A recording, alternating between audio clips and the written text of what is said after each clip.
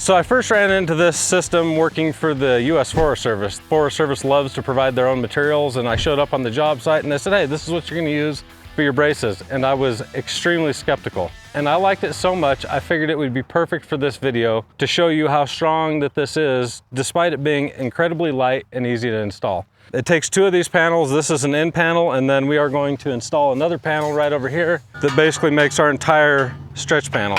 So we'll have one of these on each end, then we're gonna stretch up some wire. Now you're probably thinking, hey, where's all the big posts for this system? Well, the big posts are right here. This is all we're gonna use to install this brace system. Now, I know that you've been to your farm store and you've seen the ones that have the diagonal T-posts, and you can put a clamp and then do a T-post diagonally between 2 T-posts. That's never great. This is going to be so much stronger than any of that ever was. The first thing we're gonna use today is, I think this is a GPD 40. Oh, this is a 45. And I know what you're gonna say. You're gonna say, hey, this driver will cost more than the entirety of the fence. Understand, please, very clearly that you can use other things. We actually have a cheaper driver on our website just for driving T-posts that we showcased in the video right here. And we'll make sure that there's a link to that down below. And that is probably the most economical, non-back-breaking way of driving posts. But you always have the option of using one of our great big post pounders. You can get one at Tractor Supply, your local farm store, or one of our Strain-Rite post drivers that's manual. But here's the thing, I just don't want to work that hard, so I'm not gonna. How you guys put your posts in the ground is up to you. I'm gonna take a shortcut and use this. Now, understand also that a lot of times these drivers are available at your local rental store. So check with them before you go buy anything, because they may have the driver that's gonna make your project even easier and rent it to you for $100 or something. Any old gas driver should work.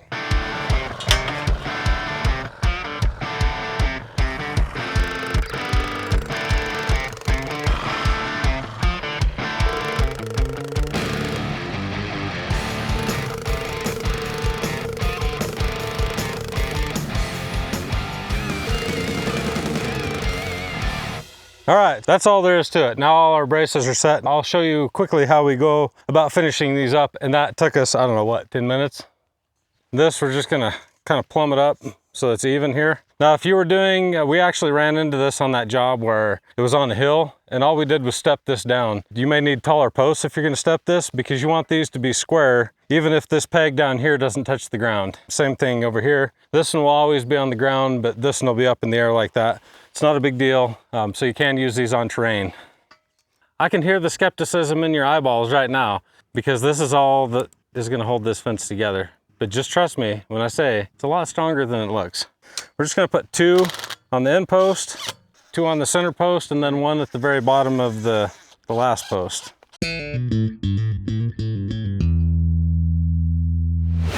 So I did go ahead and mark out all our spacing with the tape measure, because we're not savages. Your spacing can be whatever you want. This turned out to be 13'4". I just wanted something less than 16, that's all I cared about. You could put them every 8 feet, every 10 feet, whatever is appropriate for the type of pressure that you're gonna have on the fence. Obviously, the more pressure, the closer you may want those posts together. But before we drive those posts, I'll show you how most people go about making sure their fence line's straight using some tension wire and the spinning Jenny. This is a Strain-Rite Titan spinning Jenny with a ground stake, and then this is the rewinder. So we could actually use this to spin our wire out, but it's specifically made for if I wanted to recoil all this wire up and turn it into a nice coil, because I've got this that I can wind with. So this is a rewinder, and this is a spinning Jenny. This could potentially serve both purposes, but this is gonna be much more cost effective. And this is a lot for ag fence people building a lot of ag fence or high tensile smooth wire fence, or some people will put the high tensile wire at the top and the bottom of their fence just for a little bit of extra strength. Always an option. Or if you have a really saggy fence, you can put tension wire at the top of it and the bottom of it to firm it up, and then use hog rings to stiffen that fence up and maybe make a bad fence a little bit better. We'll stretch that up on the other end. There's a video right over here of how to tie a high tensile wire knot, which is essential if you're going to use high tensile wire. So what we're using here is a Strain-Rite chain strainer. We use this for a lot of different things. Just about any kind of stretching that we do, tension wire or otherwise, is done with this. First thing to make sure is that our chain isn't twisted. We can hook on here, and we just open up that dog, lay it in there. We used to call these chain walkers, and the only reason is because they just walk right down the chain. We can get this nice and tight. Yeah, I'll do my best to show you a high tensile wire knot. The rule for knots is over, under, over, under. So we're gonna go under, we'll feed that down in here, and this is always Super fun when there's not enough room. So you do one lazy loop. The secret to this is to build a handle when you don't have that stuff right there. And then this is not the best wire knot. I'm extremely unpracticed and this is close to the ground, so offer me some courtesy. Not my best knot. And I'm sure if the professionals are watching, they'll make sure and tell me about it. Do want to get that down just a little bit more. Now we have a nice tight wire line that we can use to drive all of our posts. The other really cool thing we can do is if we get this tight enough, we can actually use this wire line to help get all of our tops nice and even. We could have a 2x4 or a spacer. I think if you watch the Peter Edgewell video over in the UK, he used a pre-cut stick and then he would just measure from this wire line to the top of his posts and get them all to the right height so that the fence flowed really, really well. I didn't really worry about plumb because it's almost impossible to keep these things perfectly straight. So we'll just go back and plumb everything up. And for those of you wondering, these posts are 6.5 feet long, so we should be able to get about 2.5 feet in the ground, including the terminals. That's the way I did it the first time we ever did it, so that's the way I'm doing it this time. If you felt like you needed extra holding power, your soil's really soft, maybe go deeper. Now, as mentioned before, we're gonna use high tensile wire. This is actually X-Fence, and it's got what they call square knots, or X knots in their case. They're not a fixed knot, they're just a wire knot right here. And the difference between this and low carbon is not in the knot, but in the wire itself, something you can't see. This wire is actually going to be much, much stronger with smaller gauge than a larger gauge low carbon wire like the red brand that we have, and you'll get a better result out of it. So this wire is called 1348-2, and what that means is it has 13 line wires, 48 inches tall, and the stay spacing is 2 inches apart. It's also called no climb horse fence or no climb. Works really, really good for horses, small pets. Anywhere that chain link would work, this also works very well. I'm using the Strain-Rite cutters, but we also have on our website, we have also got the Nippets and Nip-X. So 3 different types of these cutters. I always recommended to use a good set of cutters for this stuff. And X-Fence is nice enough to give us a starter with all these tails. That makes it much, much easier. This wire on our website comes on, I think it comes in 100 and 200 foot rolls. So if you don't like splices and you got a lot to do, then the 200 foot rolls are for you. How to terminate knots properly. What we're gonna do today is not terminate knots properly because the title of this build is how to build fast, easy fence, and knots aren't easy. Without practice, I should say. So because this is fast, easy fence, we're gonna use what they call a T-clip. Now T-clips are not ideal for everything, but on no climb wire, they're pretty much a cat's meow. Tying all those knots in this very little space here can get very difficult. Not impossible, but very difficult and very time consuming. The nice thing about T-clips is that they go on so easy. On the future ones, what we'll do is we'll cut this down so we don't have to feed as much through. Because if your wire is not perfectly straight, it won't want to feed either. A lot of people have a lot of bad to say about gripples. They can slip. I probably wouldn't ever use them on any single line wires and stuff. But when you have these really tight spaces like this, they really are a huge time saver. So what we want to do is we want this wire to be as straight up and down as we can make it so that we get a nice even stretch on it. Fun fact, but all the tools and all the wire that we use are made in New Zealand. And I don't know why so much good stuff comes out of down under like Australia and New Zealand with the Kiwis, but it just does. Those guys have had their stuff together for a very long time. And over here in America, we're just now kind of slowly getting with the program, but they've been using high tensile wire forever.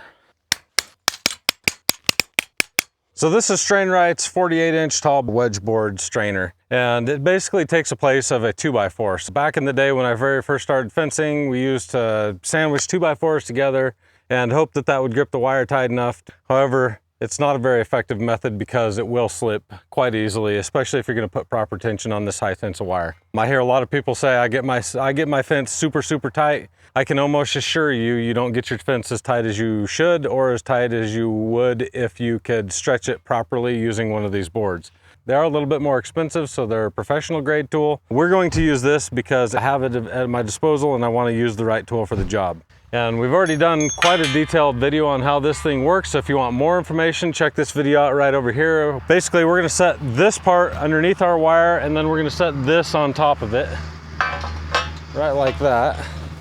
These wedges just drive into the board. These are cut just a little bit different. The flat part goes against the board. All right, To stretch the bottom wire, we used a chain strainer. This is what they call a boundary strainer, also from Strain-Rite.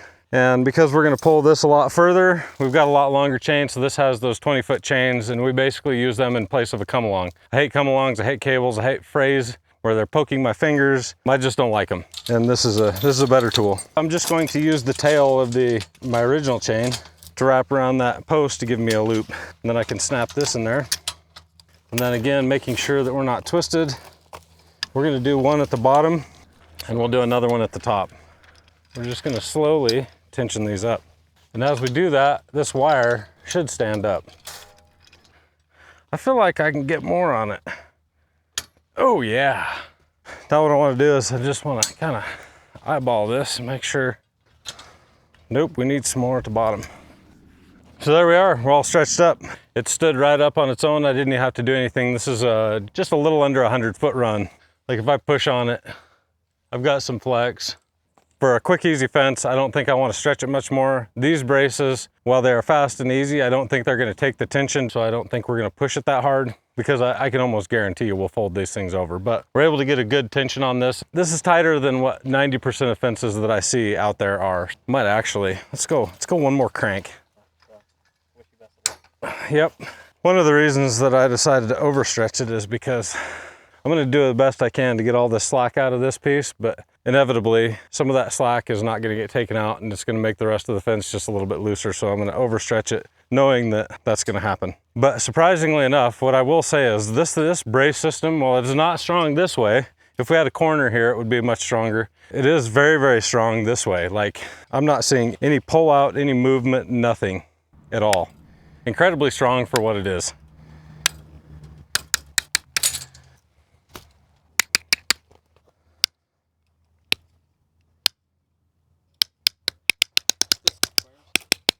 And then all that stuff comes off nice and easy if you do it like that. Just kind of unwind the knot a little bit, loosens it up. Slides right off. That's what I like. So to get these off, you have to go the opposite way. So rather than pulling this way to get it tighter, I want to go looser. And then it should walk right back off the chain. And that one's off. And as you can see, we lost a little bit of our tension. Well, this isn't the best brace. It's not terrible, and that's why we're showcasing it here for this particular application, because this is fast and easy. So keep that in mind. There are much better braces out there that would hold much more strain, and if we were using one of those braces, we would definitely stretch this up tighter. But for the purpose of this, I think that we can all agree we've got enough tension on this to actually serve our purpose. The longer the run of fence you have, the better it'll be, because there's more fence to take up the slack when you do have these short stretches. If we wanted to be more careful about how we're tensioning this up, we could tie these on to the T-post and then use this as a constant tightener. So we would have zero slack with these. We just evenly run them up, but I'd need 13 of these for each end. And these aren't free or super cheap. So if you can deal with your fence having a little bit less tension on it, then that's the way to go. If you want it to be zinger tight, then this is the way you would want to go, especially when you have a short stretch. Now the next thing we're going to do is tie this fence. And as many of you have seen, we're going to use the Easy Twist ties. I don't like tying, and the problem with regular ties is that on this mesh, it is really, really tough again, because these holes are so tight to get in there with your pliers to get any kind of wrap on those. So it doesn't get much more secure than being able to use these.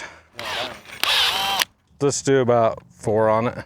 So top, bottom, and then 2 spaced evenly in the middle. Okay, there's the right way and the wrong way. If you'll notice, these ties are not shaped evenly. So we want this long leg to go on this side. And then again, we're only gonna go over one side, and then that's the side.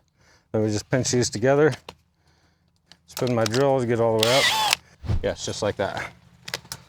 Okay.